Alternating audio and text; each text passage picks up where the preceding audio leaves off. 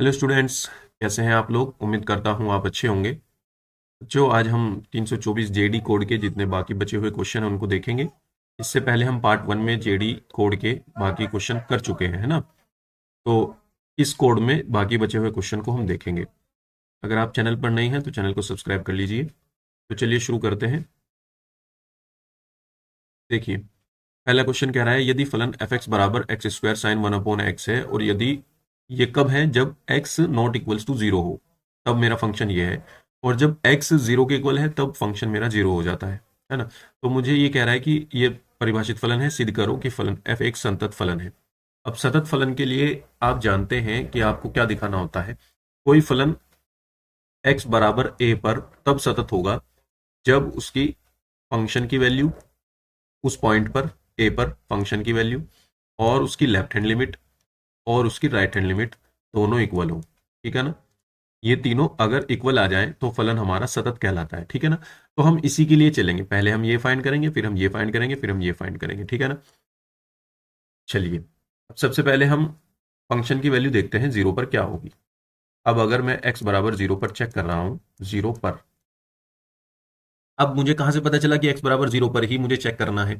तो देखिए, एक तो वो यहां पर जिस भी वैल्यू पर वो फंक्शन को तोड़ेगा, है ना। जैसे उसने बताया कि x इक्वल्स टू, ये नंबर लाइन है, नंबर लाइन संख्या रेखा x बराबर जीरो, x बराबर जीरो के इधर मेरा फंक्शन कुछ और है और x बराबर जीरो पर कुछ और है और इधर पे कुछ और है। ठीक है ना। अगर वो किसी वैल्यू पर फंक्शन को तोड़ देता है, यानी कि अलग करके देता है, तो वहां मुझे डाउट होता है कि उस वैल्यू पर, इस वैल्यू पर यहां पर फंक्शन कुछ ना कुछ अलग बिहेव किया उसने, तो यहीं पे कुछ गड़बड़ होगी। इस वजह से मैं यहां पर चेक कर रहा हूं। अब उसने इधर और इधर तो सेम दिया है कि उसके x बराबर जीरो के लेफ्ट साइड में और राइट साइड में और लेफ्ट साइड में दोनों में एक ही फंक्शन है, लेकिन जीरो पर कुछ और है, जीरो पर ये जीरो हो जाता है। तो अब मुझे डाउट हुआ कि जीरो पर ही ये इसने बिहेव चेंज किया, यानी कि यहीं पे कुछ गड़बड़ है। तो एक बार चेक करते हैं गड़बड़ है भी कि नहीं है ना, वो हम चेक करेंगे यहाँ पर। तो इस वजह से हमने x बराबर जीरो पर लिया। तो जब मैं फंक्शन में x बराबर जीरो रखूंगा तो x बराबर जीरो पर तो जीरो ही है, तो फलन तो मेरा जीरो ही रहेगा, है ना, वैल्यू। अब निकालते हैं हम left hand limit. Left hand limit निकालने के लिए मुझे क्या करना होगा, limit x tending to zero. देखो, h वाले तरीके से भी निकाल सकते हैं और ये क्वेश्चन बगैर h वाले तरीके से भी हो जाएगा।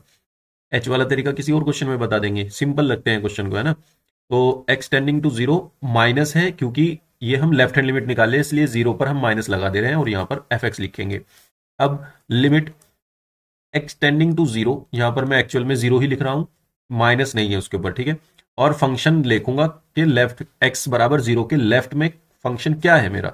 अब उसने कहा था कि जब जब एक्स जीरो नहीं होगा, जीरो के अलावा कुछ भी होगा, तो फंक्शन मेरा ये ही माना जाएगा, है ना। तो एक्स जीरो तो नहीं है, जीरो के लेफ्ट में देख रहे हैं हम, यहां पर जीरो के लेफ्ट में देख रहे हैं, इसका मतलब जीरो से छोटी वैल्यू है कुछ। तो जब जीरो से छोटी वैल्यू होगी तब मेरा फंक्शन ये होगा, यानी कि x square sine one upon x, ये मेरा फंक्शन होगा। अब मैं क्या करूंगा, इसमें लिमिट रख दूंगा, जीरो पुट कर दूंगा, तो यहां पर मेरा जीरो स्क्वायर हो जाएगा और multiply by sine one upon zero हो जाएगा, साइन वन अपॉन जीरो। तो ये क्या हो जाएगा, ये तो जीरो हो गया, इंटू ये हो जाएगा साइन इन्फिनिटी।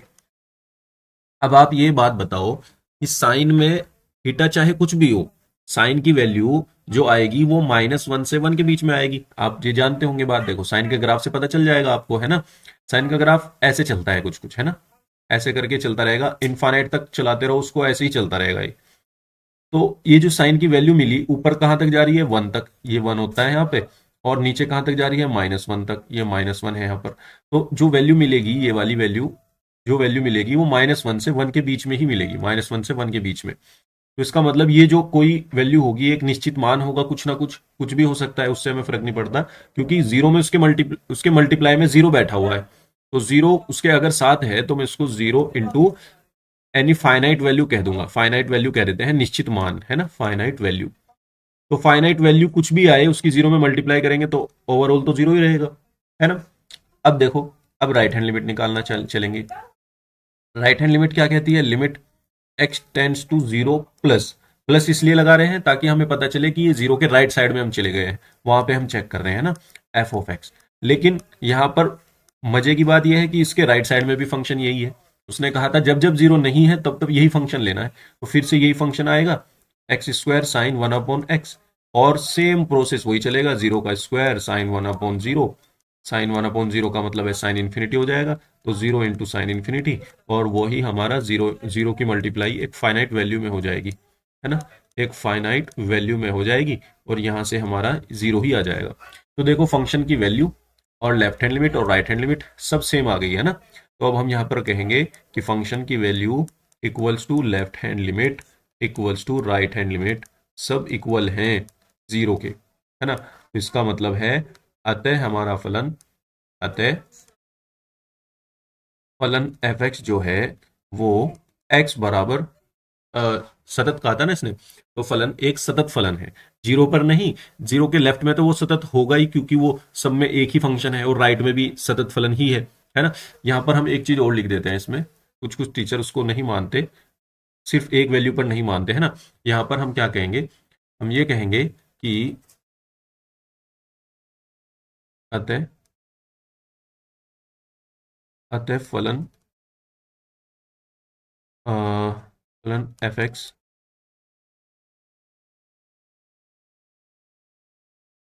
एक्स बराबर जीरो पर, एक्स बराबर जीरो पर तथा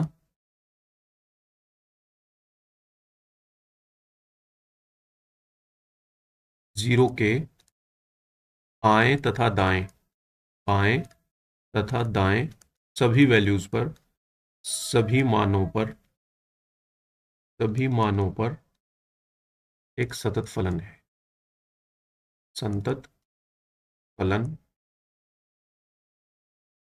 ठीक है ना। यहां से ये प्रूव हो जाएगा,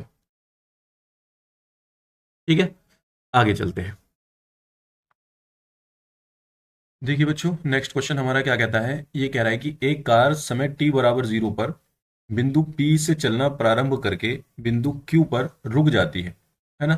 मान लो ये हमारा बिंदु P से चली, ये हमारा बिंदु P है, यहाँ से चली और बिंदु Q पर यहाँ पे जाके रुक गई। कह रहा है कार द्वारा t सेकंड में तय की गई दूरी, अब यहाँ से यहाँ t सेकंड, t मतलब किसी भी सेकंड, है ना, x मीटर, मीटर में ये द्वारा प्रदत्त है। तो जो दूरी है वो उसने इस के थ्रू दी है, ये जो फलन दिया है ना उसने x बराबर, तो ये उसने दूरी दी है।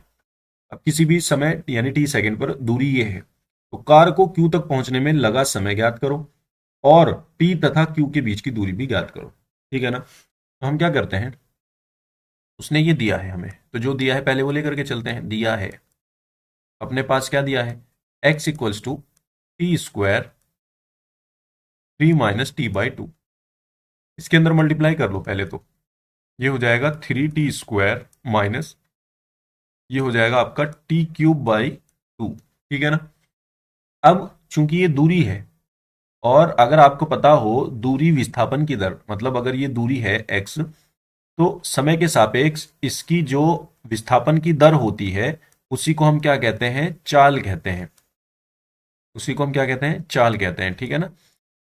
dx/dt को ही हम क्या कहेंगे, उसका वेग कहेंगे, यानी कि उसकी चाल कहेंगे। तो अब हम क्या करते हैं, इसका डिफ्रेंशिएशन कर देते हैं, dw/r2t, तो ये हो जाएगा आपका dx/dt इक्वल्स टू, ये हो जाएगा 3×2 = 60 माइनस ये हो जाएगा 3t²/2, ठीक है।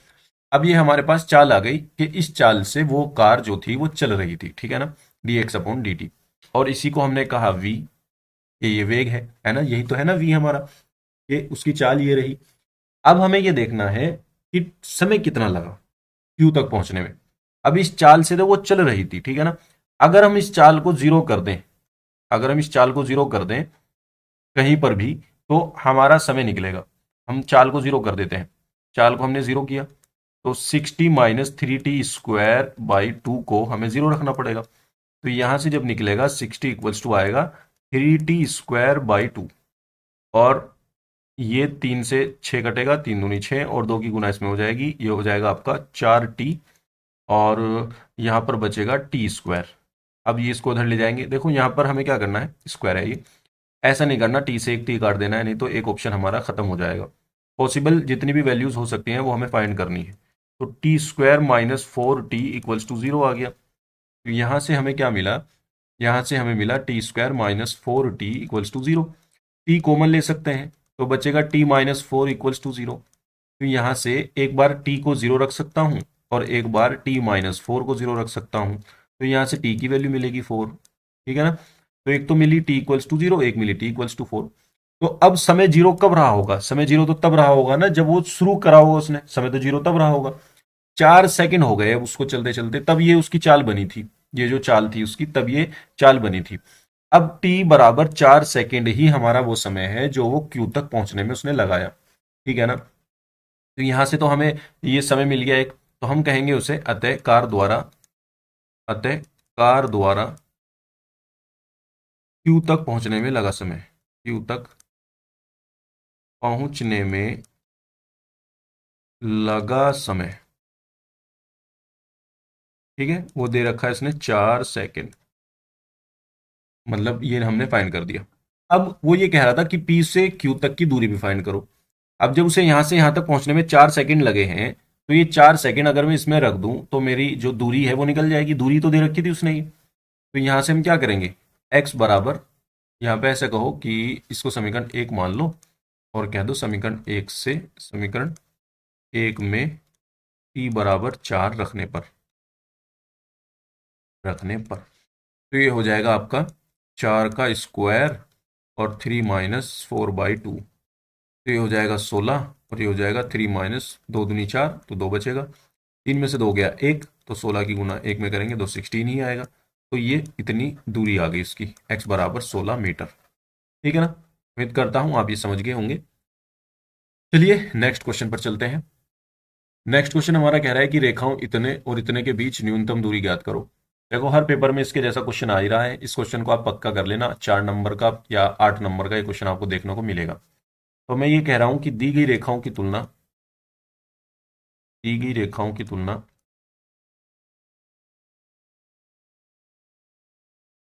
इससे करेंगे।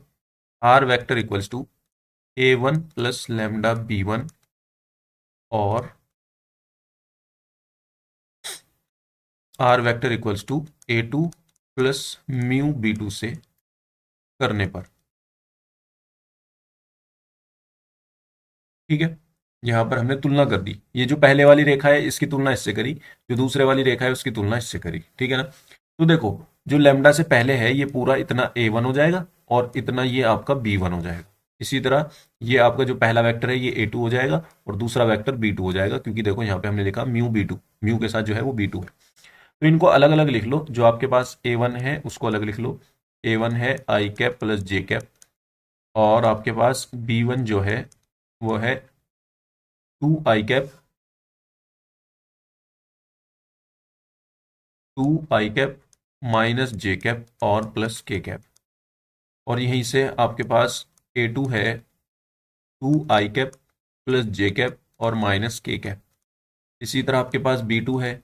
b2 क्या है? 3 i cap minus 5 J cap और प्लस 2 के कैप। ठीक है ना। a1 b1 a2 b2 ये आपके हैं। अब हमें क्या निकालना है? दूरी। दूरी निकालने के लिए दूरी की निकालने के लिए मुझे क्या करना होगा? एक फॉर्मूला है अपने पास, उसमें जिस जिस चीज की जरूरत है मैं वो निकालता चलूंगा। a2 - a1, a2 - a1 निकालेंगे। a2 - a1 क्या हो जाएगा? a2 मेरे पास ये है और a1 मेरे पास ये है, तो मैं इसमें से डायरेक्ट घटा के लिख रहा हूँ। 2i में से i घटेगा तो i बचेगा, j में से j घटेगा तो 0j बचेगा, खत्म हो गया।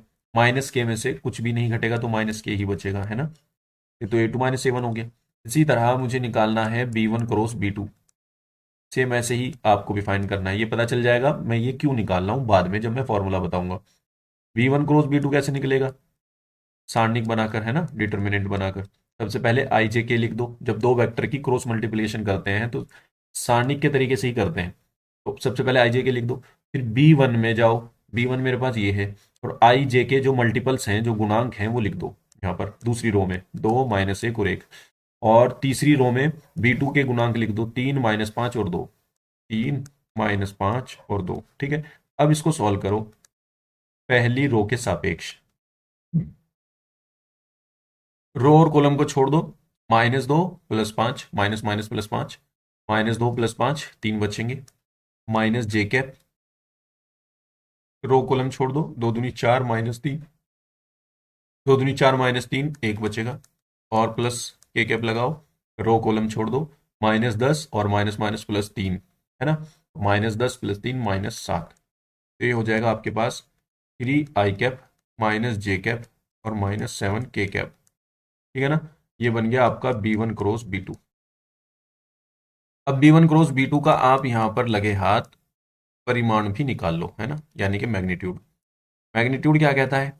मैग्नीट्यूड कहता है इसका i का जो मल्टीपल है उसका स्क्वायर कर दो, j का जो मल्टीपल है उसका स्क्वायर कर दो, और k का जो मल्टीपल है उसका स्क्वायर कर दो। कितना हो जाएगा? ये हो जाएगा आपके पास 3 का स्क्वायर 9, 1 का स्क्वायर 1 और 7 का स्क्वायर 49। यहाँ से आपके पास क्या आ जाएगा? 49 और 1 50 और 9 59। यहाँ पे B1 क्रॉस B2 का जो मैग्नीट्यूड है वो आपके पास आ जाएगा √59 यानी कि 59, ठीक है। अब मैं आपको दूरी का सूत्र बताता हूँ। तो रेखाओं के बीच की दूरी, रेखाओं के बीच न्यूनतम दूरी, न्यूनतम दूरी इक्वल्स टू मैग्नीट्यूड, मैग्नीट्यूड नहीं है ये मोड है, मोड A2 - A1 का dot product B1 cross B2 के साथ, और डिवाइड में आएगा magnitude of B1 cross B2, ठीक है, और मोड दूरी क्योंकि ऋणात्मक नहीं होती। A2 - A1 और B1 क्रॉस B2 का हमें डॉट प्रोडक्ट लेना है, इसका और इसका, एक तो ये और एक ये। तो आई के साथ होगी, यानी कि 3 एकम 3, आई डॉट आई 1 हो जाएगा, तो 3 की गुना 1 में करेंगे, फिर प्लस लगा के -1 की मल्टीप्लाई 0 में करेंगे, तो ये तो 0 ही हो जाएगा। दूसरा तीसरा देखो, -1 की मल्टीप्लाई -7 में करेंगे, तो -1 की मल्टीप्लाई करनी है आपको -7 में, ठीक है, और डिवाइड में आएगा नीचे का B1 क्रॉस B2 का परिमाण है अपने पास √59। यहाँ से क्या मिला? यहाँ से मिला 3 माइनस माइनस +7 और अपॉन में √59। तो यहाँ से क्या आ गया? 7 और 3 10 बटे √59। ये हमारा दूरी की इकाई आ जाएगी, है ना, दूरी आ जाएगी। इकाई चाहे ना भी लिखो यहाँ पर, वैसे इकाई लिख ही दो क्योंकि दूरी है इनकी, ठीक है ना, तो ये आंसर आ जाएगा, ठीक है ना। उम्मीद करता हूँ आप ये समझे होंगे। ऐसा क्वेश्चन जरूर आता है, या फिर वो एक और भी देता है कि उनके बीच का कोण पूछ लेता है, रेखाएं देगा और उनके बीच का कोण पूछ लेगा, तो वो भी क्वेश्चन आ सकता है, ठीक है ना। ये क्वेश्चन इस टाइप के आप जरूर कर लेना। चलिए नेक्स्ट क्वेश्चन पर चलते हैं। देखिए ये क्वेश्चन क्या कहता है, यदि y बराबर कोस इनवर्स x है तो दर्शाइए कि ये होगा, है ना। तो हमें ये बनाना है, यानी कि एक बार डेरिवेटिव किया है इसने और ये दो बार डेरिवेटिव किया है, तो दो बार इसका अवकलन हमें करना है, डिफरेंशिएशन हमें करना है। तो हम सबसे पहले लेकर के चलते हैं E1। हमारे पास ये है y बराबर कोस इनवर्स x, ये उसने दिया है, ठीक है। अब हम इसका dw/2x करते हैं, यानी कि differentiate with respect to x के सापेक्ष अवकलन करने पर y का हमारे पास हो जाएगा dy/dx, कोस इनवर्स x का हो जाएगा -1/√1 - x², ठीक है ना। अब जो इधर भी हर में होगा, डिनोमिनेटर में होगा, उसकी मल्टीप्लाई आपको पहले इधर करनी है, फिर दोबारा से डिफरेंशिएशन करना है। तो इसकी इधर मल्टीप्लाई हो जाएगी, ये हो जाएगा √1 - x² मल्टीप्लाई में dy/dx आएगा और इक्वल टू होगा -1। दोबारा से फिर करेंगे, देखो dw/2x करेंगे, dw/2x अगेन, तो ये क्या हो जाएगा? ये फर्स्ट फंक्शन हो जाएगा, ये आपका सेकंड फंक्शन हो जाएगा। तो first function as it is √1 - x², दूसरे का करेंगे, एक बार अवकलज हुआ है तो उसका दोबारा करेंगे तो dy/dx² हो जाएगा, प्लस अब की बार ये एज इट इज रहेगा dy/dx, और अब की बार हम इसका करेंगे फर्स्ट फंक्शन का √1 - x² का, और रूट का जब भी होता है आप जानते होंगे डायरेक्ट 1/2 रूट हो जाता है ना, और उसके अंदर जो भी है वो जू का तू, और उसका दोबारा फिर करेंगे तो ये माइनस में 2x आ जाएगा, 1 का 0 और x² का 2x, ठीक है। ये तो हो गया इसका, और इधर वाले का -1 का तो 0 हो ही जाएगा, कांस्टेंट है। अब देखिए यहाँ पे क्या होगा, यहाँ पे जब मैं एलसीएम ले लूंगा इसका, तो एलसीएम लेकर के क्या होगा, सबसे पहले इस 2 से ये 2 कैंसिल आउट हो जाएगा, और जब मैं एलसीएम लूंगा तो एलसीएम लेने के बाद पूरे के अपॉन में आ जाएगा √1 - x², ठीक है ना, ये वाला। अब इसकी मल्टीप्लाई इधर भी होगी, तो ये भी √1 - x² है, ये भी √1 - x² है, तो रूट हट जाएगा जब इनकी मल्टीप्लाई होगी, तो ये 1 - x² हो गया, और मल्टीप्लाई में इसके है d2y/dx²। फिर ये प्लस माइनस माइनस हो गया, एक्स इसके मल्टीप्लाई में है और d y by d x, चूंकि इसके अपॉन में तो ये था ही, तो अब इसमें इसको जब इसका टेबल पढ़ेंगे हम तो एक ही बार चलेगा और एक की मल्टीप्लाई इस ऊपर वाले में हो जाएगी, इक्वल्स टू हमारा जीरो आएगा। अब इसकी मल्टीप्लाई इधर जीरो में कर दीजिए, तो हमारे पास क्या बचेगा, सिंपल यही तो बचेगा, one minus x square d two y by d x square minus x into d y by d x और इक्वल्स टू जीरो। ठीक है ना, ये आपका प्रूफ हो गया, यही आपको प्रूफ करना था। उम्मीद करता हूँ आप ये समझ गए होंगे। देखिए, चलिए आगे चलते हैं नेक्स्ट क्वेश्चन पर। देखिए कह रहा है यदि एक्स वाई जेड तीन स्वतंत्र घटनाएं हैं। देखो, जब स्वतंत्र घटनाएं होती हैं तो उनका इंटरसेक्शन जो होता है, एक अगर एक्स वाई स्वतंत्र घटनाएं हैं तो इनका जो इंटरसेक्शन की प्रायिकता होगी, एक्स और वाई के इंटरसेक्शन की प्रायिकता होगी, वो इनके अलग अलग प्रायिकता के मल्टीपल के इक्वल होगी। स्वतंत्र घटनाएं से ये कंडीशन हमारी निकल के आती है। ठीक है, अब ऐसे ही अगर तीसरी भी है जेड, तो वाई जेड भी स्वतंत्र होगी, तो वाई जेड के साथ भी ऐसे रिलेशन बन सकता है और एक्स जेड के साथ भी ऐसे रिलेशन बन सकता है। ठीक है, उसी का यूज करेंगे हम यहाँ पर। अब देखो यहाँ से हम क्या करते हैं, राइट हैंड साइड हम उठा लेते हैं। Right hand side, right hand side हमने उठा ली, इसमें दे दिया इसने पी एक्स मल्टीप्लाई में पी वाई अपॉन एक्स और इंटू प्रायिकता of Z upon X intersection Y. ठीक है, अब देखो यहाँ पर क्या होगा, P of X as it is रहेगा, P of Y over X है ये। वाई ओवर एक्स का क्या मतलब है, इसका फॉर्मूला लगता है वाई इंटरसेक्शन एक्स की प्रायिकता अपॉन एक्स की प्रायिकता, है ना। सशर्त प्रायिकता का फॉर्मूला लगा सकते हैं हम यहाँ पर, और ये भी सशर्त प्रायिकता का ही फॉर्मूला लगाएंगे। क्या होगा, ऊपर वाले और नीचे वाले का इंटरसेक्शन, यानी कि प्रायिकता of Z intersection x intersection y, ऊपर वाले और नीचे वाले दोनों का हो गया। मैं दोबारा से इसको लिख देता हूं।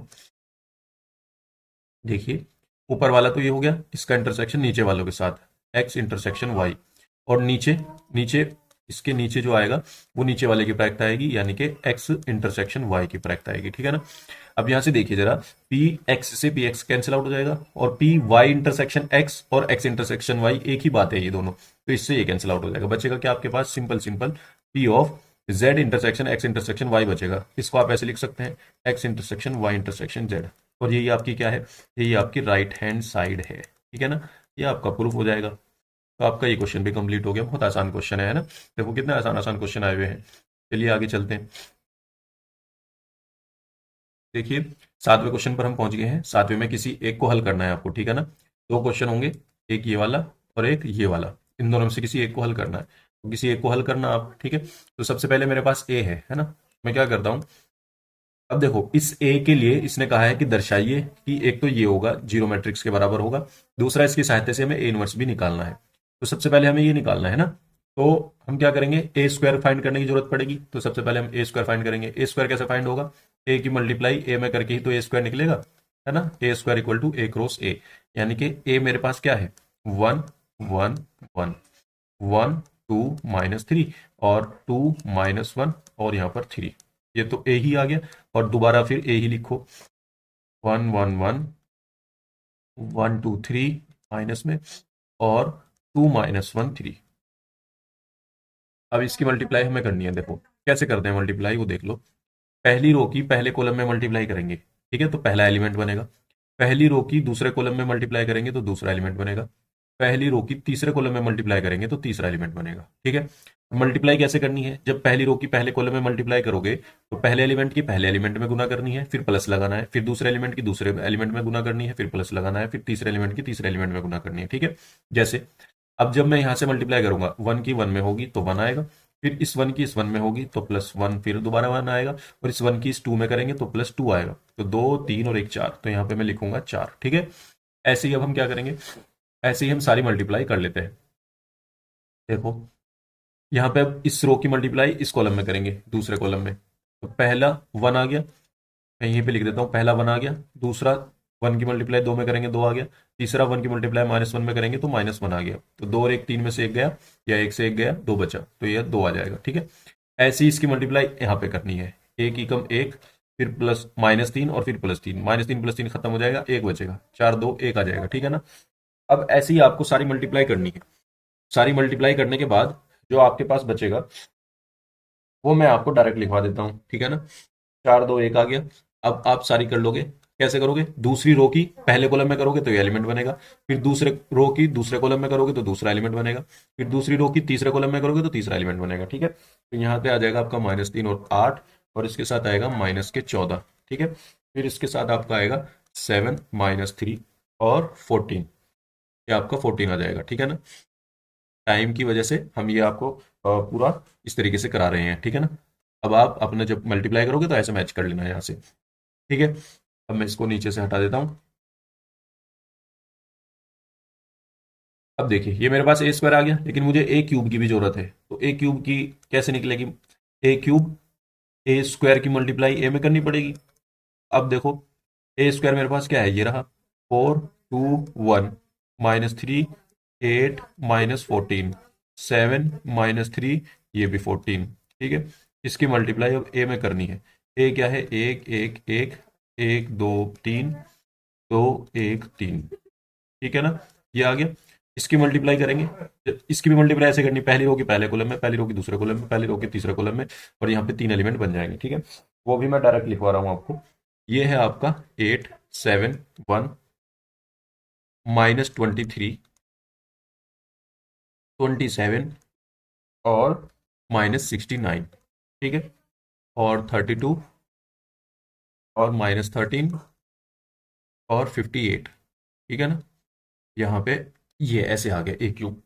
अब A³ आने के बाद, अब A³ आ गया, A² आ गया, A आपके पास है, उठा करके सब इसमें रख दो। ठीक है ना, हमें प्रूफ करना है, यानी कि हमको सिद्ध करना है। आप यहाँ हिंदी में लिख लो, सिद्ध करना है। क्या सिद्ध करना है, A³ -6A² plus 5A plus 11I equals to 0। 0 मतलब जीरो मैट्रिक्स है ये। तो अब सबसे पहले मैं A³ लिख लेता हूँ।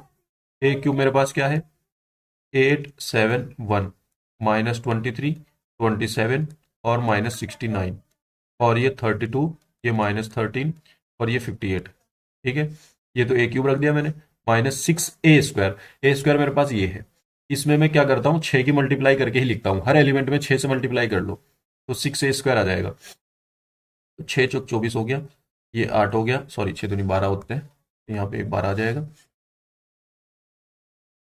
ये आपका आ जाएगा 12, ये आ जाएगा आपका 6, ये आ जाएगा -18, ये हो जाएगा 6 8 48 और ये 14, 84 हो जाएगा आपका 84, 6 7 42, 6 3 18 और 14 6, ये भी 84 आ जाएगा।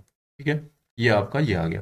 अब +5A है, 5A 5A, ये हम लेफ्ट हैंड साइड ले रहे हैं। ठीक है ना, लेफ्ट हैंड साइड में ये 5A है, यानी A में 5 से मल्टीप्लाई करके लिखना है, तो ऊपर 5 5 5। ठीक है ना, फिर 5 5 दूनी 10, 5 तिया 15, 5 5 दूनी 10, 5 तिया 15, क्योंकि माइनस में था 3, और फिर 5 दूनी 10, 5 एकम 5 और 5 तिया 15। ठीक है ना, ये आपका ये आ गया, और प्लस इसके साथ 11I। आई जो होता है आपका, आई जो मैट्रिक्स होती है वो ऐसी होती है 1 0 0 0 1 0 0 0 1। ठीक है ना, ये आपका आई होता है। अब इसमें आप अगर 11 की मल्टीप्लाई करोगे तो बस वो 11 की मल्टीप्लाई इसमें 11 आ जाएगा, यहाँ 11 आ जाएगा, यहाँ 11 आ जाएगा, बाकी तो ये जीरो ही रहेंगे। ठीक है ना, तो यहाँ पे 11 आ गया, ये जीरो ये जीरो ये जीरो ये 11 ये जीरो ये जीरो ये जीरो ये 11। ठीक है ना, ये आ गया आपके पास। अब देखो, हमें जब इनको कैलकुलेट करेंगे, मतलब पहला एलिमेंट देखो ये 8 है, फिर -24 है, फिर +5 है और +11 है, तो 11 और 5 कितने हो गए आपके 16, 16 और 8 आपके कितने हो गए, 16 और 8 24 है ना, और माइनस के 24 ये रखा है, तो पहला एलिमेंट क्या बन गया आपका 0। ऐसे ही सारे एलिमेंट हमें मल्टीप्लाई करने हैं, मतलब प्लस माइनस करनी है। ये 7 आ गया, फिर माइनस के 12 आ गया, देखो मैं अलग से लिख दे रहा हूँ, 7 -12, ये वाला -12, और फिर ये प्लस के 5 है, प्लस के 5 लिख दिया मैंने, और प्लस ये जीरो है, ये तो जीरो ही है, तो ये तो जीरो ही है।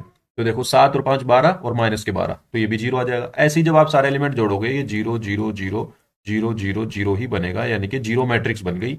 इसको थोड़ा डार्क सा करके लिख देते हैं, तो ये क्या हो जाएगी आपकी राइट हैंड साइड हो जाएगी, और ये आपने इसका मतलब प्रूफ कर दिया कि ये हमारा प्रूफ हो गया। ठीक है ना, ये तो हमने प्रूफ कर दिया। अब ये कह रहा है कि इसकी सहायता से ए इनवर्स भी फाइंड करो, तो इसकी सहायता से आपको ए इनवर्स भी निकालना पड़ेगा।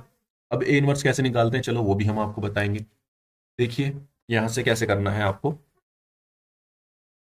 मैं थोड़ा सा इसको हटा देता हूं यहां से। ठीक है ना, देखो यहाँ पे दोबारा फिर हम लेकर चलेंगे गिवन, गिवन लेकर के चलेंगे। इसने ये दिया है ए क्यूब माइनस 6a² फिर plus 5a plus 11i equals to 0। जब भी इसकी सहायता से आपको इनवर्स निकालना हो, सबसे पहले आई वाली जो टर्म है उसको राइट साइड में पहुंचा दो, है ना। तो ये हो जाएगा ए cube minus 6a² plus 5a और इक्वल्स टू आ जाएगा माइनस के 11i। ठीक है, अब आपको क्या करना है, इस ए क्यूब को ऐसे लिख लो, a² इंटू ए, एक ए अलग कर लो। ऐसे ही इस ए स्क्वायर में से एक ए अलग कर लो, इसको ऐसे लिख लो 6a इंटू ए प्लस ये 5a तो अलग है ही और इक्वल टू माइनस के 11i। अब यहाँ ए इनवर्स से मल्टीप्लाई करनी है आपको, ठीक है ना। ए इनवर्स से, ए इनवर्स मतलब ये वाला ए इनवर्स, इससे मल्टीप्लाई करनी है। तो ए इनवर्स से हर टर्म में मल्टीप्लाई हो जाएगी, तो यहाँ पे आ जाएगा A square A into A inverse. ठीक है, माइनस इधर की साइड नहीं लिखना, इधर की साइड ही लिखना है, माइनस 6a ए इनवर्स फिर प्लस 5a ए इनवर्स, ठीक है, इक्वल्स टू माइनस के 11i ए इनवर्स। ओके, अब देखो ये जो ए इनवर्स है ये हमारे आई हो जाएंगे, क्या हो जाएंगे, आई। जब भी आप ए की ए इनवर्स में मल्टीप्लाई करते हैं या ए इनवर्स की ए में मल्टीप्लाई करते हैं तो इन दोनों केस में आपको आई मिलता है, क्या मिलता है, आई। तो यहां आई लिख देंगे हम, तो ये हो जाएगा आपका a² इंटू आई माइनस 6a ये वाला a और इंटू ये वाला आई, ठीक है, ये आई हो जाएगा और प्लस 5i और इक्वल्स टू, जब किसी आई की आप किसी मैट्रिक्स में मल्टीप्लाई करेंगे तो वही मैट्रिक्स वापस घूम करके आ जाएगी, तो माइनस के 11 ए इनवर्स बचेगा इधर, तो ठीक है ना। अब आपको क्या करना है, आपके पास ये बचा, अब आई की किसी भी मैट्रिक्स में मल्टीप्लाई करोगे a² ही आएगा, ए की मल्टीप्लाई आई में करोगे तो ए ही आ जाएगा और ये तो 5i है ही, ठीक है ना, इक्वल्स टू माइनस के 11 ए इनवर्स। ठीक है, अब यहां से आपको a² की वैल्यू रखनी है, फिर a की वैल्यू रखनी है, फिर 5i की वैल्यू रखनी है और यहां से आपका ये माइनस के 11 इधर बटे में ले आना है, बस सॉल्व करके आपका ए इनवर्स आ जाएगा, ठीक है ना।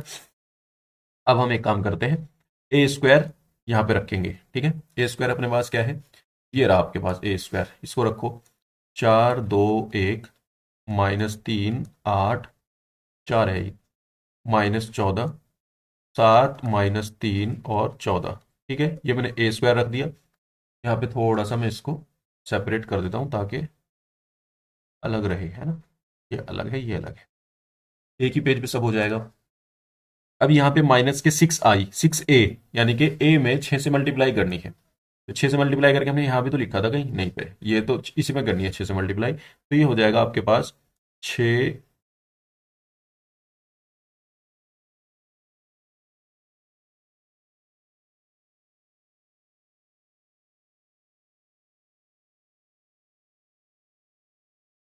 ये भी 6 और ये भी 6, ठीक है ना, इसमें 6 6 6, इसी तरह इसमें 6 एकम 6 6 दूनी 12 6 तिया 18, तो 6 एकम 6 6 दूनी 12 और 6 तिया 18, और ऐसे यहाँ पर 6 दूनी 12 और माइनस के 6 और 6 तिया 18, ठीक है, ये हो जाएगा। और फिर प्लस 5i का मतलब है 5 की गुना आई में करनी है, इसमें 5 की गुना करेंगे तो बस 1 की जगह 5 आ जाएगा, बाकी जगह 0 0 5 0 0 0 5 और इक्वल टू में आपके यही रहेगा माइनस के 11 और ए इनवर्स, है ना, माइनस के 11 और ए इनवर्स ये रहेगा।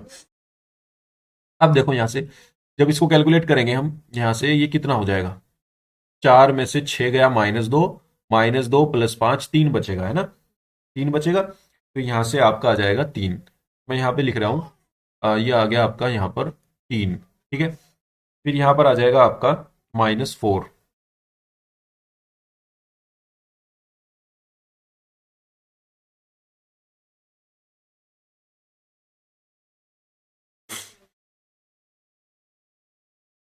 अगला एलिमेंट आएगा -4, कैसे, 2 -6 -4 और प्लस 0 -4 बचा, है ना।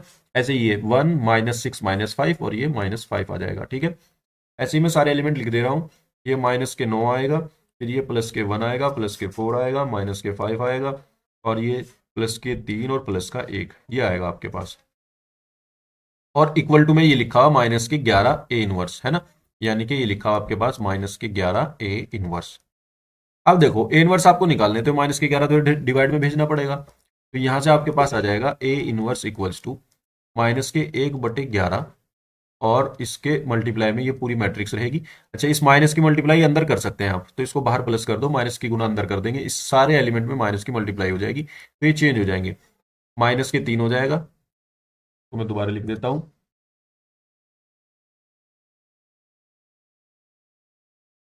ये हो जाएगा -3, और ये हो जाएगा +4 और +5, और ये +9 हो जाएगा, और ये -1 और -4, और ये +5 रहेगा, -3 हो जाएगा।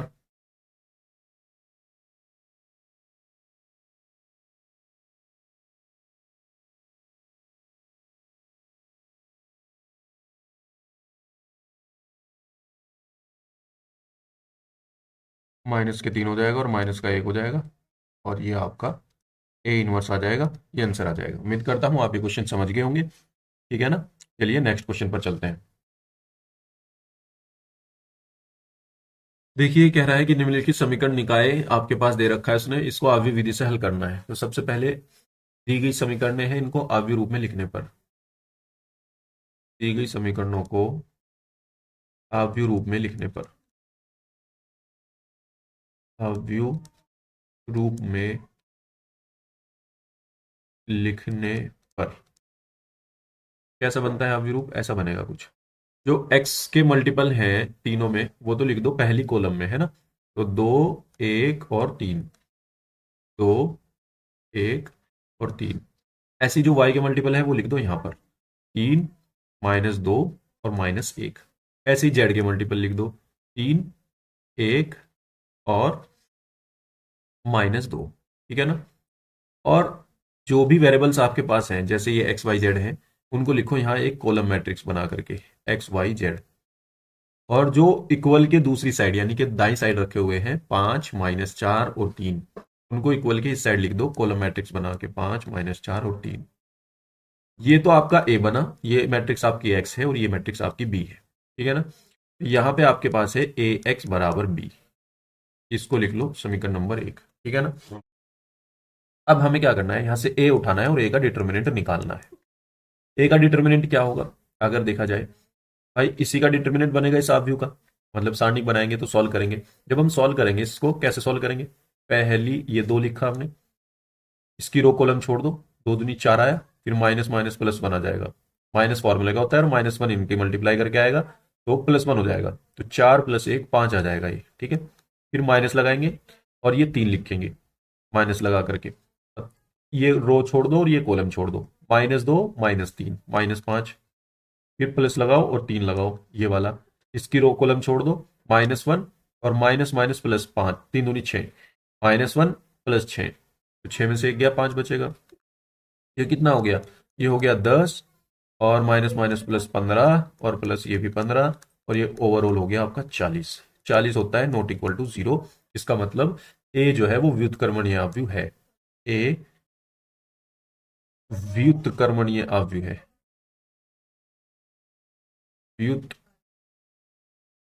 व्युत्क्रमणीय आव्यूह,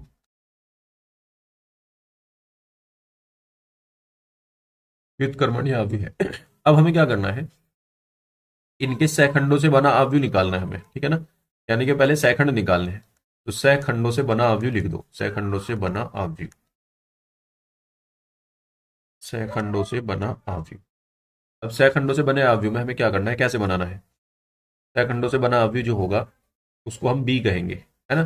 तो मैं क्या कहता हूं, बी इक्वल्स टू, कैसे निकालना है वो मैं बता रहा हूं, एक रो बता देता हूं, 2 रो आप खुद निकाल लेना। देखो, जैसे मेरे पास आव्यूह है, इसका सहखंडों से बना आव्यूह निकालना है, तो ये वाला एलिमेंट है, इसका सेकंड निकालना है, तो इसको छोड़ दो, इसकी कॉलम और इसके रो को छोड़ दो। ये जो 4 एलिमेंट बचे, इनका मुझे नया सारणिक मिल गया। अब इस नए सारणिक को सॉल्व करना आपको, -2 1 और -1 और -2, इसको सॉल्व करना है। इसको सॉल्व कैसे करेंगे, 2 की गुना इसमें करेंगे, 2 दूनी 4, माइनस माइनस प्लस हो जाएगा और फिर माइनस फॉर्मूले का लगेगा, फिर इसकी गुना ऐसे करेगी तो -1 होगा, और माइनस माइनस ये +1 हो जाएगा, तो 4 और 1 5 आएगा यहाँ से। तो पहला जो आ गया एलिमेंट वो 5 आ गया, ठीक है ना। अब दूसरा करते हैं, ये ध्यान रखना है आपको कि इसमें जो ये 4 एलिमेंट होंगे, ये देखो मैं बता रहा हूं, एक तो ये वाला प्लस होगा, ये वाला माइनस, ये वाला प्लस, ये वाला माइनस, ये वाला प्लस, ये वाला माइनस, और ये प्लस, ये माइनस, ये प्लस। इन 4 एलिमेंट का आपको खास ख्याल रखना है।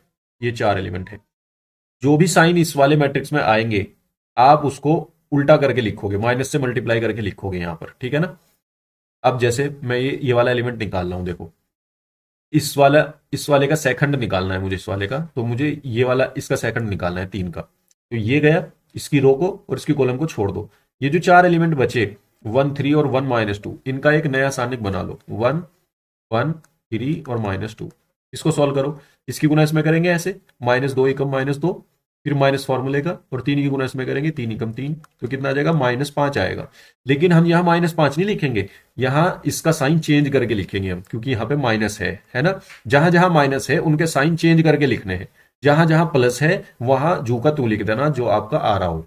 अब यहाँ पे साइन चेंज करके लिखेंगे, ये हो जाएगा +5, क्योंकि ये -5 आया था और साइन चेंज करके हमें लिखना है, ठीक है। ऐसे ही तीसरा एलिमेंट देखो, तो इसकी रो और इसका कॉलम छोड़ दो, ये 4 बचे, इनको सॉल्व करो। क्या है, 1 -2 3 और -1, इनका सारणिक सोल्व करो। -1 एकम -1, और इसकी गुना इसमें करेंगे 3 दूनी 6 और 1 ये माइनस, तो माइनस माइनस प्लस 6 आ जाएगा, 6 में से 1 गया, 5 बचेगा। और इस वाले एलिमेंट को जू का तू लिखना है मुझे, क्योंकि यहाँ प्लस है, तो भाई जो भी आया वही लिख दो, 5 आया 5 लिख दिया, ठीक है। समझ में आ गई कैसे बनानी है। अब मैं बाकी लिख रहा हूं, वो आप खुद से बना लेंगे, ठीक है ना। तो इसमें एलिमेंट जो आएगा वो 3 आएगा, फिर इसमें एलिमेंट जो आएगा वो -13 आएगा, और इसमें एलिमेंट आएगा 11, इसमें एलिमेंट आएगा 9, इसमें एलिमेंट आएगा 1, और इसमें आएगा -7, ठीक है। और इसको मैट्रिक्स को हम बना देंगे नया, ठीक है ना। ये अब बी बन गया। अब देखो क्या करना है हम आगे, नेक्स्ट इसका क्या प्रोसेस है आगे का।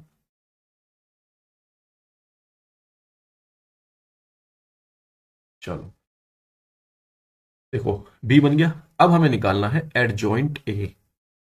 एडजॉइंट ए जो होता है वो होता है बी का परिवर्त आव्यूह, बी ट्रांसपोज। परिवर्त आव्यूह क्या होता है, जैसे बी ये आव्यूह है, इसका परिवर्त आव्यूह बनाना है मुझे, तो इसकी रो को कॉलम में लिखूंगा मैं। पहली रो को पहला कॉलम बना दो, देखो ये तो होती है पहली रो, इसको मैंने पहला कॉलम बना दिया। अब ये होगी दूसरी रो, इसको दूसरा कॉलम बना दूंगा, तो ये हो जाएगा 3 -13 और 11। फिर तीसरी कॉलम को तीसरा रो, तीसरी रो को तीसरा कॉलम बना दूंगा, 9 1 और -7, ठीक है। ये आपका क्या आ गया, एडजॉइंट ए आ गया। अब मुझे निकालना है ए इनवर्स। ए इनवर्स निकालने के लिए फॉर्मूला यूज करना है 1 determinant of A into adjoint A, ठीक है। अब 1/डिटर्मिनेंट ऑफ ए क्या है, 1/40, ये हमने निकाला था डिटर्मिनेंट ऑफ ए, कहाँ पे, ये रहा, ये रख दिया यहाँ पर। और एडजॉइंट ए पूरी ये मैट्रिक्स है ही मेरे पास, 5 3 9 5 -13 1 5 11 -7, ये आ गया, ठीक है ना। ये हो गया ए इनवर्स। अब ए इनवर्स से मुझे एक्स वाई जेड निकलेंगे, कैसे निकलेंगे वो मैं बताता हूँ। अब समीकरण 1 से आ जाओ, समीकरण 1 से, समीकरण 1 कहती है कि ए एक्स बराबर बी है, तो अगर मैं एक्स यहीं छोड़ दूं तो ये ए इधर जाएगा और इनवर्स हो जाएगा, तो ए इनवर्स बी हो जाएगा इधर जा करके ही, है ना। तो अब एक्स तो मेरे पास हो गया एक्स वाई जेड, और ए इनवर्स मेरे पास हो गया ये 1/40 और 5 5 5 3 -13 और 11 और 9 1 और -7, ठीक है। ये मेरा ए इनवर्स हो गया। ऐसे ही मुझे बी लिखना है, बी मेरे पास क्या है, ये रही, यहाँ पे ये बी है, कॉलम मैट्रिक्स 5 -4 और 3, ठीक है। अब 1/40 तो जू का तू रखो। अब इस मैट्रिक्स की इस मैट्रिक्स में मल्टीप्लाई करनी है आपको, कैसे होगी, पहली रो की पहले कॉलम में करोगे तो पहला एलिमेंट मिलेगा, दूसरी रो की दूसरे कॉलम में करोगे तो दूसरा एलिमेंट मिलेगा, तीसरी रो की तीसरे कॉलम में करोगे, सॉरी तीसरी रो की भी इसी कॉलम में करोगे तो तीसरा एलिमेंट मिलेगा, ठीक है। ऐसे करके, तो यहां से जब आप मल्टीप्लाई करोगे तो ये ऐसे मिलेगा आपको कुछ, देखो 5 की 5 में करेंगे 25 आएगा, 5 पंजे 25, फिर 4 तिया 12 -12, फिर 9 तिया 27, ठीक है। अब ये कितने हो गए, 27 25, ये 52, 52 में से 12 गए 40, तो ये 40 आ जाएगा आपके पास। तो इसको मैं हटा करके अब यहाँ पे 40 लिख लेता हूँ, ठीक है। तो ये हो जाएगा आपके पास 40। ऐसे ही जब आप इस रो की इस कॉलम में करोगे तो 80 आएगा, और इस रो की इस कॉलम में करोगे तो -40 आएगा, ठीक है। अब देखो, हर एलिमेंट को 40 से डिवाइड करना है, ये 1/40 लिखा है ना, इसका मतलब हर एलिमेंट में 1/40 की गुना करनी है हमें, यानी 40 से डिवाइड करना है। तो जब 40 से 40 को डिवाइड करेंगे 1 आएगा, 80 को डिवाइड करेंगे 2 आएगा, -40 को डिवाइड करेंगे तो 1 आएगा। तो कंपेयर करो, x की वैल्यू 1, y की वैल्यू 2, जेड की वैल्यू -1, तो यहाँ से आ जाएगा x equal to 1, y equal to 2 और z इक्वल्स टू -1। ठीक है, ये आपका आंसर हो जाएगा एक्स वाई जेड की वैल्यू। उम्मीद करता हूँ ये क्वेश्चन आपके समझ में आ गया होगा, मैंने अच्छे से समझाया है, और ये क्वेश्चन आपके पेपर में जरूर आता है। इस तरीके का ही क्वेश्चन एक, ठीक है ना, वो 3 समीकरण दे देगा और ऐसे ही एक्स वाई जेड की वैल्यू निकलवाएगा। ठीक है, आप इसको कर लेंगे। चलिए आगे चलते हैं नेक्स्ट क्वेश्चन पर। देखिए नेक्स्ट क्वेश्चन हमारा क्या कह रहा है। ये कह रहा है कि dy by d x equals to x plus y plus 1, 2x plus 2y plus 3। इसको मुझे कैसे करना है। सबसे पहले देखो, ये ना तो कोई रेखीय समीकरण है और ना ही ये कोई होमोजीनियस है ना, होमोजीनियस इक्वेशन है जिसमें हम y बराबर वी एक्स पुट करते थे, x बराबर वी वाई पुट करते थे, वो भी नहीं चलेगी इसमें, है ना। तो इसको हम कैसे करेंगे। यहाँ पे मुझे एक चीज दिख रही है, इसको ऐसे करो, dy by d x equals to x plus y plus 1 upon, नीचे से 2 कॉमन ले लो और इसको लिखो x प्लस वाई और प्लस में 3, ऐसे बनाओ, इसको 1 बना लो यहाँ पे, ठीक है ना। अब देखो x प्लस वाई ऊपर भी है, x प्लस वाई यहाँ पर भी है, तो लेट कर लो, लेट x प्लस वाई को कुछ मान लो, p मान लिया। इसका डिफ्रेंशिएशन करेंगे जब dw r2x करेंगे तो क्या आएगा, यह आ जाएगा x का तो 1 हो गया, इसको मैं दोबारा लिख देता हूँ, x का तो हो गया 1, y का हो गया dy बाई डी एक्स और v का हो गया dv अपॉन dx। ठीक है, तो यहां से अगर देखा जाए dy अपॉन dx की वैल्यू क्या निकलेगी, dy अपॉन dx की वैल्यू निकलेगी dv अपॉन dx और -1, है ना। अब एक तो इसको बना लो आप सेकंड इक्वेशन और इसको बना लो आप थर्ड इक्वेशन। अब मैं यहाँ पे कह रहा हूँ from first second and third, 1 2 3 equation से, इसमें x प्लस वाई की जगह तो v रख दो और dy बाई डी एक्स की जगह ये रख दो dv अपॉन डी एक्स -1। तो यहाँ से मैंने रख दिया dv upon d x -1 equals to v plus 1 upon 2v plus 3। ये -1 इधर आके +1 हो जाएगा, तो ये हो जाएगा dv upon d x equals to v plus 1 upon 2v plus 3 plus 1। ठीक है, अब इसको देखो आगे क्या होगा, ये हो जाएगा dv upon d x equals to v plus 1, LCM लेंगे तो ऊपर आ जाएगा, ये हो जाएगा 2v प्लस 3 की मल्टीप्लाई 1 में 2v प्लस 3 बनेगा और नीचे है 2v प्लस 3। ठीक है, तो यहाँ से हो जाएगा dv upon d x equals to 2 और 1 3v हो जाएगा और प्लस 3 और 2 सॉरी 3 और 1 4 हो जाएगा, ये यहाँ पर ये हो गया 4, है ना, तो 4 लिखेंगे और अपॉन में आएगा 2v प्लस में 3। ठीक है, अब देखो ये ऊपर भी इसकी डिग्री 1 है और नीचे भी इसकी डिग्री 1 है, मतलब हाईएस्ट पावर दोनों की एक ही है, तो इसको मैं इससे डिवाइड कर सकता हूं। जब भी ऊपर की डिग्री ज्यादा हो और नीचे की कम हो तो आपको डिवाइड करना है, और जब बराबर हो तब भी डिवाइड करना है। फिलहाल अभी मत करो, पहले एक स्टेप और लिखो, वेरिएबल सेपरेबल करो, चर पृथकीकरण करो, v वालों को एक तरफ x वालों को एक तरफ, तो ये हो जाएगा 2v plus 3 upon 3v plus 4 into d v equals to d x, ये हो गया। अब ये जो 2v प्लस 3 है इसको डिवाइड करो आप किससे, 3v प्लस 4 से, ठीक है ना, या तो डिवाइड कर लो तब भी निकल जाएगा सही से, और अगर नहीं डिवाइड करना चाहते तो एक तरीका और है, एक तरीका और है, लेकिन डिवाइड कर ही लो यार, वो ज्यादा सही है। देखो आपको, आपके पास 3v है और आपको 2v लाना है, तो 3v से 2v कैसे आएगा भाई, v से तो मल्टीप्लाई मुझे करनी नहीं, अब मुझे ये 3 हटाना है और 2 लाना है, तो 2/3 से मल्टीप्लाई करनी पड़ेगी ताकि ये 3 हट जाए। अब इस 2 बटे देखो 3v की जब मैं गुना करूंगा 2/3 में, तो 3 से 3 कट के 2v आ जाएगा, तो 2v तो लाना था मुझे, 2v आ गया। ठीक है ना, अब इस 2/3 की 4 में भी करनी पड़ेगी, तो ये हो जाएगा 4 दूनी 8/3। अब माइनस कर दो, ये माइनस ये खत्म, 3 में से 8/3 घटा दो, 3 में से 8/3 घटाएंगे तो 3 3 9 में से 8 गया, 9 माइनस 8/3 यानी 1/3 बचेगा, तो ये आ गया 1/3। अब इसको मैं कैसे लिख सकता हूँ, इसको मैं लिख सकता हूँ 2/3 plus 1/3 upon 2/3 plus 1/3 upon 3v plus 4, 3v plus 4, इसको मैं ऐसे लिख सकता हूँ, ठीक है ना, इसको ऐसे लिख लिया dv इक्वल्स टू dx। अब दोनों ओर का इंटीग्रेशन आप कर सकते हो, दोनों ओर का इंटीग्रेशन कर सकते हो ऑन इंटीग्रेटिंग, ऑन इंटीग्रेटिंग। ठीक है, ये सीख लेना है, बहुत अच्छी है ना, इससे जल्दी हो जाता है काम। 2/3 का जब हम देखो dv है ना मल्टीप्लाई में, तो 2/3 v हो जाएगा इसका इंटीग्रेशन, तो चलो मैं पहले लिख देता हूं यहाँ पे ऐसे, फिर प्लस ये 1/3 कांस्टेंट है, इसको बाहर भेज दो और यहाँ से आ जाएगा 1/3v + 4 dv और यहाँ से आ जाएगा dx। ठीक है, अब इसको मैं हटा देता हूँ, एक बार स्क्रीनशॉट ले लो इसका। हो गया, चलो यहाँ से ये हट गया। अब यहाँ पे हम अपना क्वेश्चन कंटिन्यू करेंगे। अब देखो 2/3 तो कांस्टेंट है और यहाँ पे 1 बचेगा, 1 dv का हो जाएगा v। ठीक है, प्लस 1/3 तो पहले से बाहर है, 1/3 और 1/v का log v होता है, तो ये उसी टाइप का है, तो ये हो जाएगा log 3v + 4। लेकिन v के मल्टीप्लाई में जो होगा उसकी डिवाइड करेंगे उससे, तो 3 डिवाइड भी करेंगे 3 से, इक्वल्स टू यहाँ पे 1 है तो 1 का हो जाएगा x और प्लस में आ जाएगा c।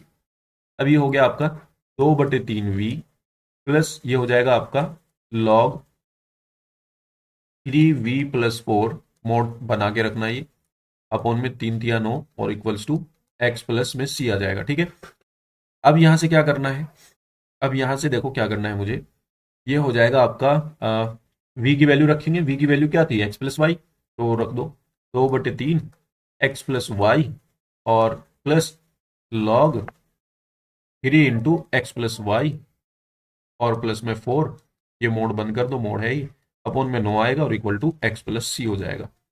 अब इस 9 को आप एलसीएम लेकर के उधर भी भेज सकते हैं, तो एलसीएम जब लेंगे हम 9 का, तो यहाँ तो 3 है तो 3 की गुना ऊपर करनी पड़ेगी, है ना, तो ये हो जाएगा 6 × x + y, 3 तिया 9 होते हैं ना, 3 दूनी 6 हो गए और प्लस में आ गया log 3 × x + y + 4 mod 1 equal to 9 की मल्टीप्लाई उधर कर दो 9x + 9c।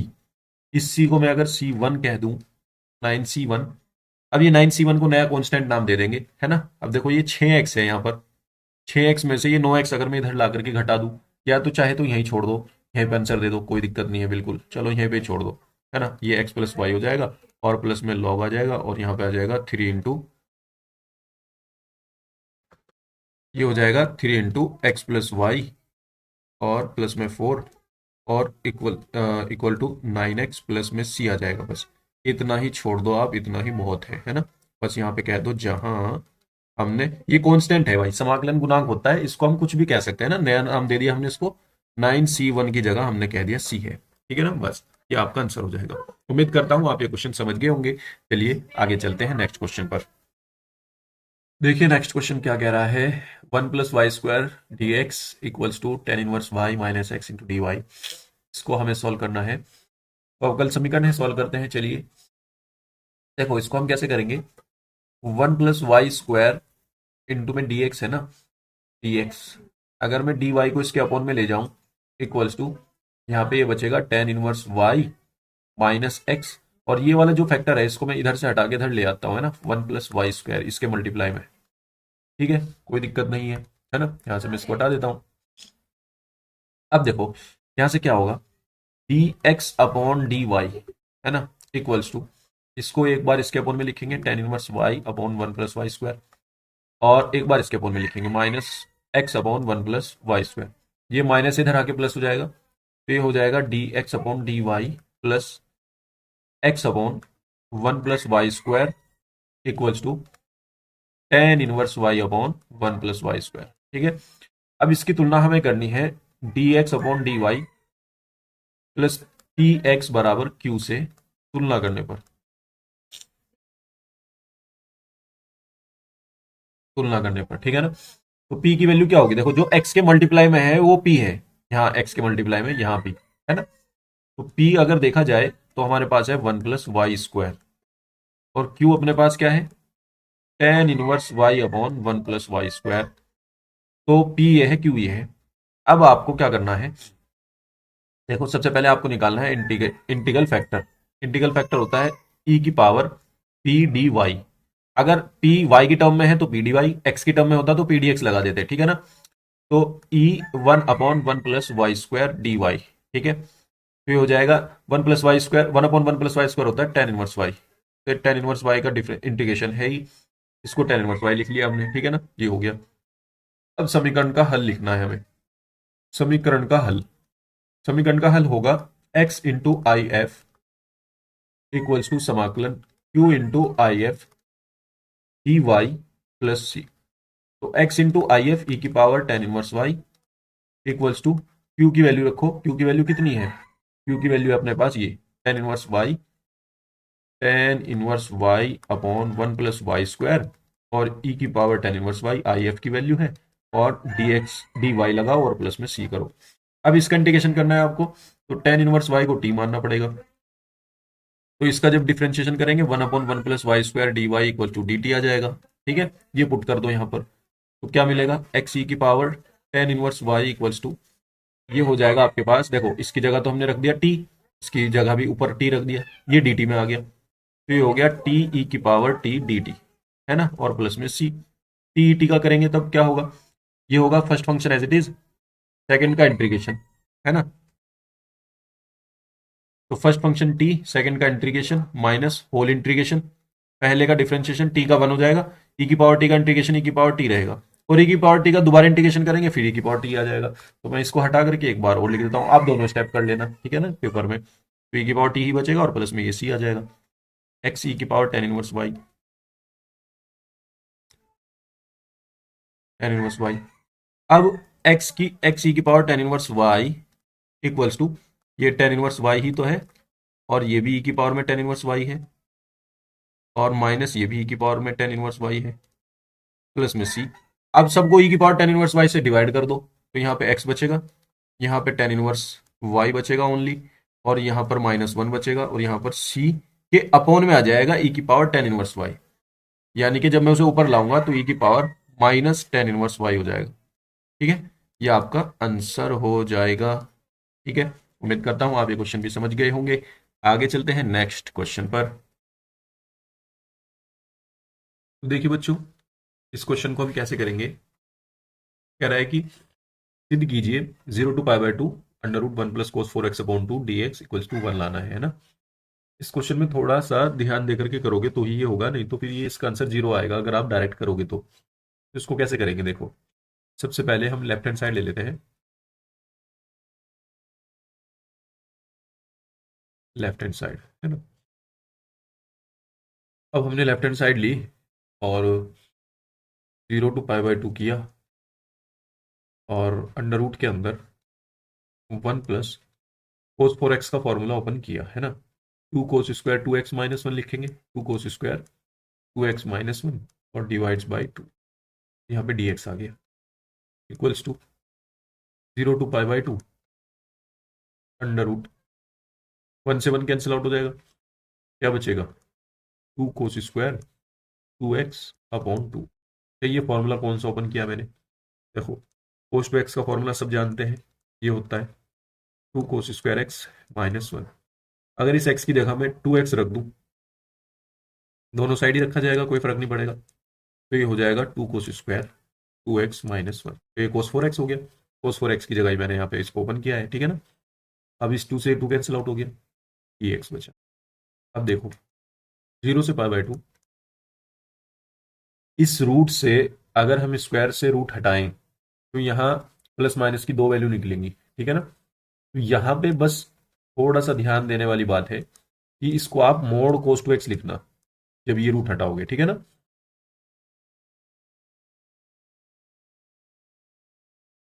ठीक है, अब देखते हैं इसको। देखो अब एक चीज मैं बताता हूं आपको, हमें देखना है जीरो से पाई बाय टू के अंदर, जीरो से पाई बाय टू में अगर मैं देखता हूं, देखो जीरो से पाई बाय टू में अगर मैं एक्स की बात करूं, अगर एक्स जीरो से पाई बाय टू के बीच में है, तो फिर इसका मतलब ये होता है कि कोस एक्स हमारा जो होगा कोस एक्स वो पॉजिटिव होगा, है ना, क्योंकि पहला कोडेंट है जीरो से पाई बाय टू ये वाला।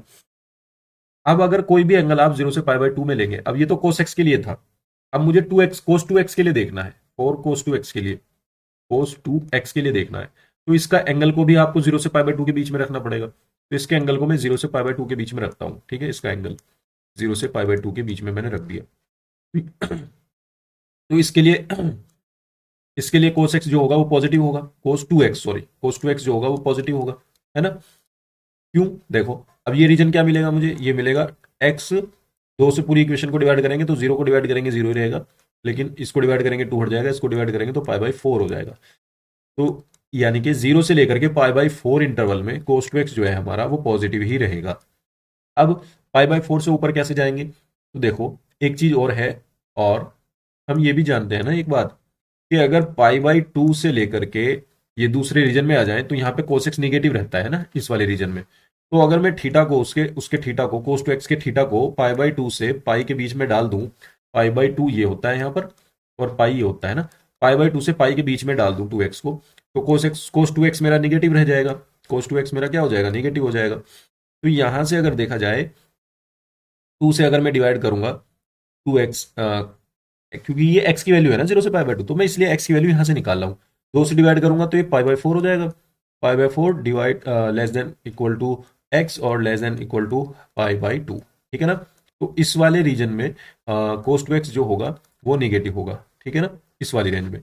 यानी कि 0 से पाई बाई 4 पर तो पॉजिटिव होगा, और पाई बाई 2 से पाई बाई 2 तक ये निगेटिव होगा। तो बस मैं अब ये लिमिट को दो जगह तोड़ूंगा, एक तो 0 से पाई बाई 4 पे जाएगी, और एक पाई बाई 4 से पाई बाई 2 पे जाएगी, ठीक है ना, पाई बाई 4 से पाई बाई 2 पे।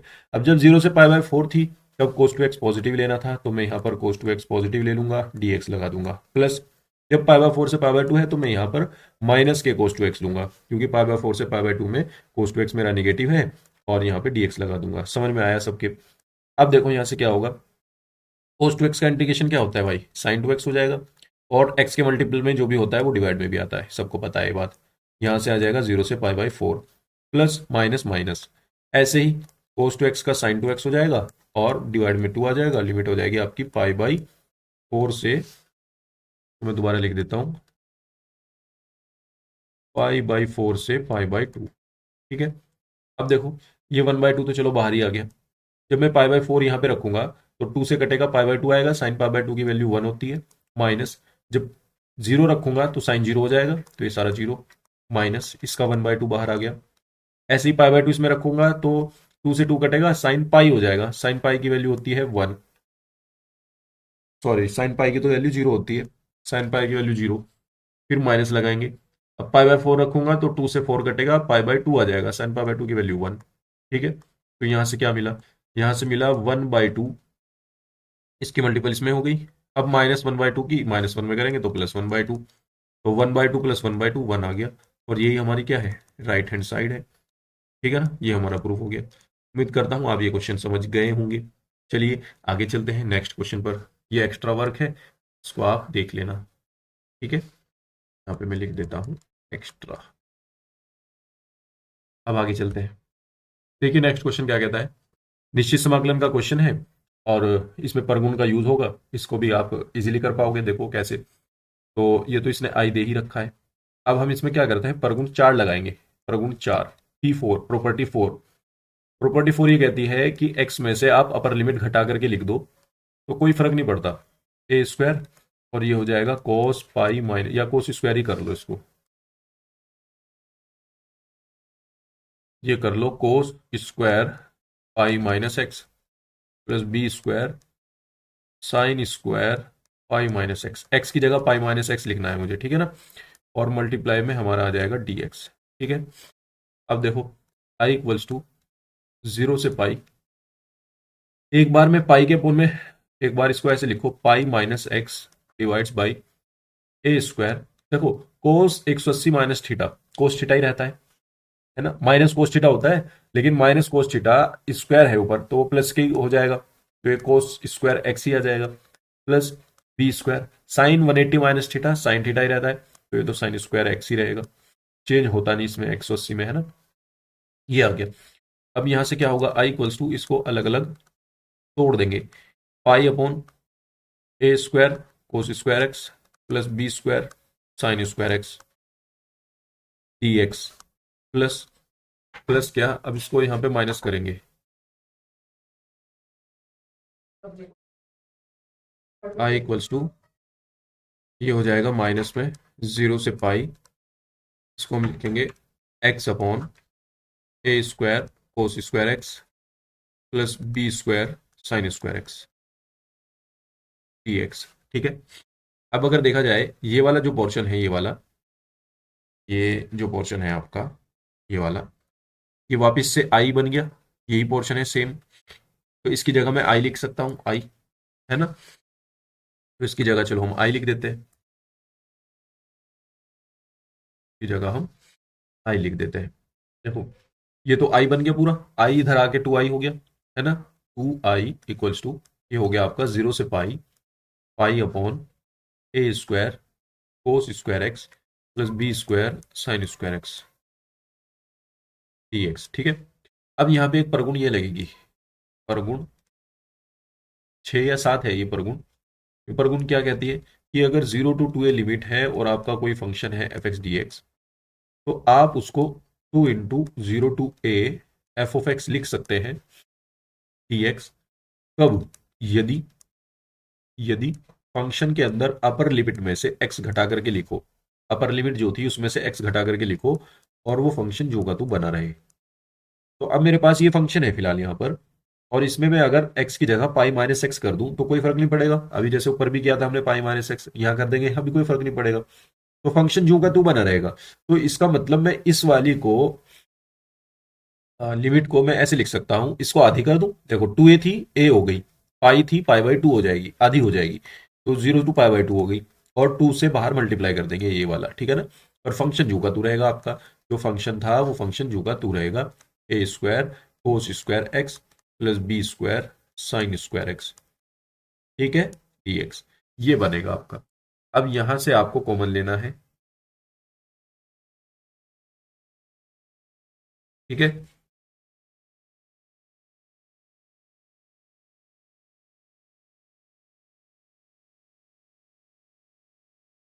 यहां से आपको लेना है कॉमन आई इक्वल्स टू, जैसा हमने वहां पे कॉमन लिया था ऐसे ही यहाँ पे कॉमन लेना है। क्या कॉमन लिया था? बी स्क्वायर कॉमन लिया था, है ना। बी स्क्वायर कॉमन लेते हैं, चलो b square cos square x common लेते हैं, इस 2 से तो ये 2 कट जाएगा यहाँ। वो आई इक्वल्स टू आएगा 0 से पाई बाई 2 और pi upon B square cos square x हमने ले लिया कॉमन। तो क्या मिला हमें?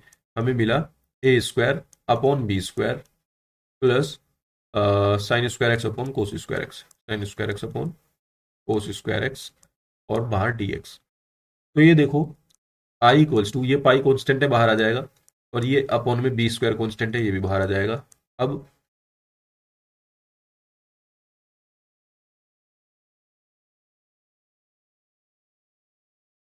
ये हो गया आपका 0 to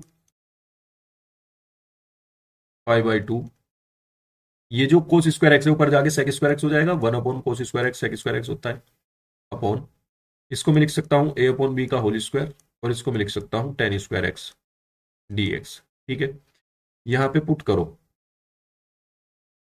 टेन एक्स को टी मान लो, तो sec square x D x का डी टी आ जाएगा, और लिमिट भी चेंज होगी। जब x की वैल्यू 0 है, ये वाली यहाँ रखोगे, तो t की वैल्यू भी 0 आएगी। और जब x की वैल्यू पाई बाई 2 है, पाई बाई 2, तो पाई बाई 2 यहाँ रखेंगे, 10 पाई बाई 2 आ जाएगा, और 10 पाई बाई 2 की वैल्यू कितनी आ जाएगी? 10 पाई बाई 2 की वैल्यू तुम्हारी आ जाएगी यहाँ पर sine pi by 2 upon cos pi by 2, 10 pi by 2 की वैल्यू 1, कोस पाई बाई 2 की वैल्यू 0। तो ये बन जाएगी आपकी इन्फिनिटी, ठीक है ना। अब आगे चलो, अब देखो आपके पास क्या बचा, I equals to pi upon B square, limit आपकी हो गई 0 से infinity, sec square x D X की जगह लिख देंगे D T, upon A upon B का whole square as it is रखो, प्लस में आ गया,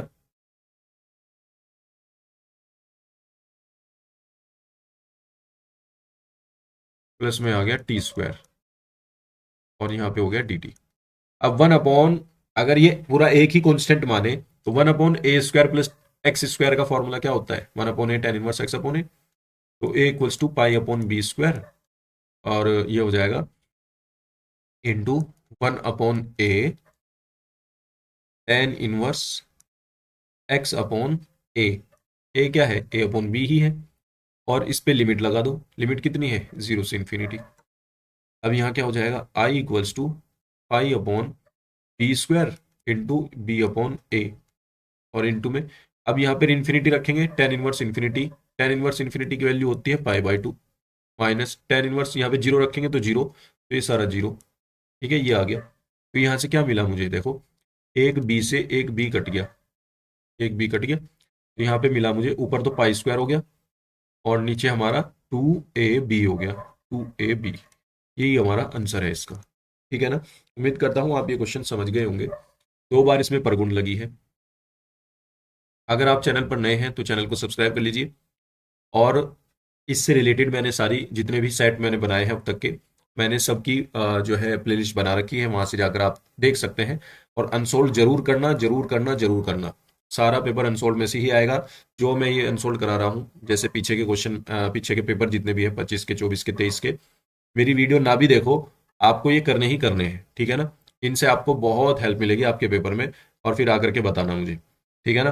तो तब तक के लिए बाय। अगर चैनल को सब्सक्राइब नहीं किया तो चैनल को सब्सक्राइब कर लीजिए और वीडियो को लाइक कर दीजिए। Thank you.